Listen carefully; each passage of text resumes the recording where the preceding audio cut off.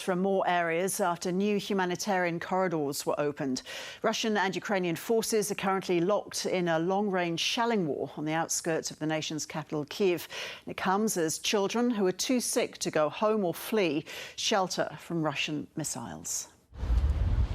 Not many days might be left for civilians escaping the fighting northwest of Kyiv. On the way out of Irpin towards the capital and along this section of the front, there were signs that a bigger battle is coming. Since the war started, they've been treating the wounded at a hospital about 2 miles from the Russian positions.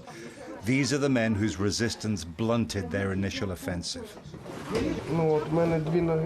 I've still got 2 legs, he said. They'll fix me up, and I'll fight on. The hospital director said this was the Third World War. The Russian people understand only the language of the power, nothing more. It is impossible to negotiate with the men who came to kill you. By this morning, they were getting ready to abandon the hospital. The director said, "My ship is sinking, and I'll be the last to leave." You have the strong feeling here that they're preparing for the worst. Packing up the medical equipment, the patients have been evacuated, the Russians are not very far away. There's a tangible fear in this place that that Russian offensive, which has been stalled, may be ready to regain momentum and start moving closer to the capital. But around here, the Ukrainians are still holding the Russians. Traces of old lives are left, where families cook their food, and the dogs waiting for owners who may never return. It was a lonely and tense drive back to Kyiv. Ukrainian troops are dug into the woods, waiting. We gave a lift to a couple who'd left their frontline village after 13 days and nights in a shelter. It used to be such a lovely place, she said. Now there's no house, no street, and no village. Ukrainian soldiers were strengthening a blocking position at a strategic crossroads.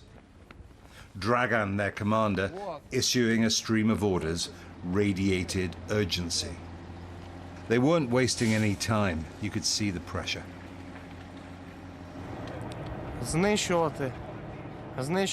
We're here to destroy the enemy brigades, he said, the occupiers who've come to our country and are heading our way.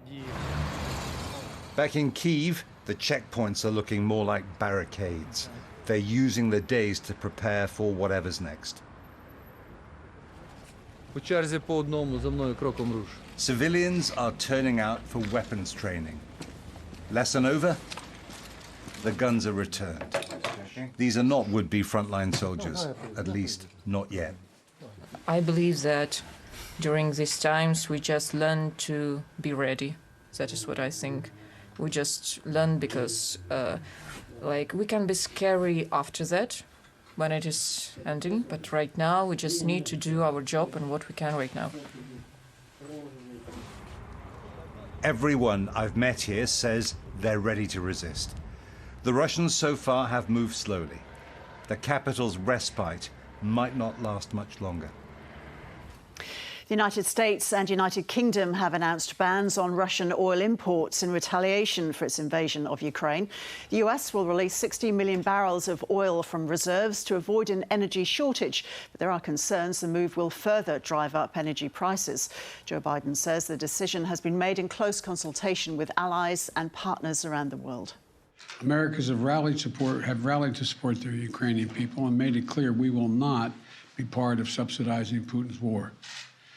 We made this decision in close consultation with our allies and our partners around the world, particularly in Europe, because a united response to Putin's aggression has been my overriding focus, to keep all NATO and all of the EU and our allies totally united. We're moving forward with this ban, understanding that many of our European allies and partners may not be in a position to join us. The United States produces far more oil domestically than all the European countries combined. In fact, we're a net exporter of energy. Good evening, and it's great to have you with us here on a Tuesday. Tonight with that announcement from President Biden banning all oil imports from Russia to the U.S., saying we will not be part of subsidizing Putin's war. And tonight, some iconic American companies joining the economic boycott: McDonald's, Starbucks, Coca-Cola, suspending operations in Russia today, amid the difficult images coming in again tonight. The city of Sumy, near the Russian border, under siege from Russian airstrikes, homes destroyed there overnight. Local officials report killed, including 2 children. That city, one of the only ones where a temporary ceasefire allowed evacuation convoys to make it out, of buses waiting to depart, and still, it was terribly dangerous for those trying to get out. The Red Cross helping with more than 60 buses, thousands of people on board, still firing at times, intensive shelling resuming after dark. And tonight, hear more images of Russia's ruthless campaign against Ukraine. Video on social media showing a church burning some 40 miles from the capital of Kyiv. And a particularly brutal assault, the images emerging from the first days of this war, a tank firing on that car. The occupants were killed. President Zelensky addressing the British Parliament today, his stirring words channeling Winston Churchill, and you'll hear what he said. And Poland tonight saying that they would give Ukraine their Soviet-era fighter jets, proposing to deliver those jets to a U.S. airbase in Germany. Well, tonight, we're just in here from the Pentagon on that idea. And President Biden preparing the American people for what may come, saying defending freedom is going to cost. Gas prices already at a record high. Tonight, thousands of civilians evacuating besieged cities across Ukraine under fragile and temporary ceasefires. But it's been an imperfect peace that ended at nightfall. In Sumy, by the Russian border, the Red Cross helping to get people out, as tanks can be seen firing nearby in video posted online. Before the ceasefire came into effect, 21 people, including 2 children, were killed in the city overnight when a residential area was shelled. Some convoys were able to leave frontline towns, but evacuations in some other major cities failed because of the fighting. Vowing not to subsidize Putin's war, President Biden today banned all imports of Russian energy into the U.S. That means Russian oil will no longer be acceptable at U.S. ports, and the American people will deal another powerful blow to Putin's war machine. About 3% of oil used in the U.S. last year came from Russia, and Biden warned gas prices would rise. Defending freedom is going to cost. It's going to cost us as well.